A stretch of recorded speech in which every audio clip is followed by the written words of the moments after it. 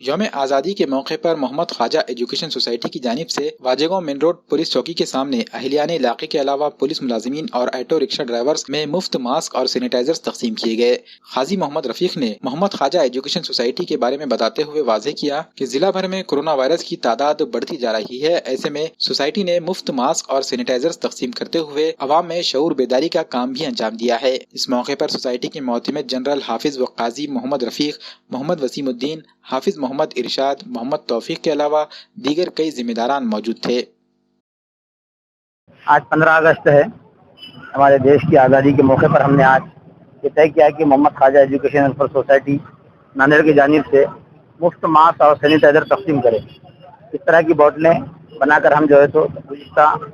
کئی دنوں سے مختلف مقامات پر تقسیم کر رہے ہیں۔ ہمارا مقصد یہ ہے کہ آج دیش کورونا مہاماری سے پریشان ہے، ایسے وقت میں ہم عوام تک اس کی خدمات کریں تاکہ عوام بیماریوں سے دور رہے، اور ایسے حالات میں اور ایسے اس پہ آج دیش کی آزادی کے موقع پر ہم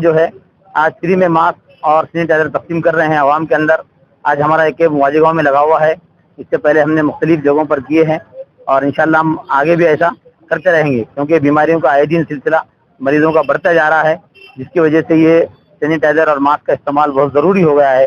اس لیے ہماری یہ ٹوٹی پھوٹی کوشش ہے، اور یہ کوشش ہماری جاری رہے گی۔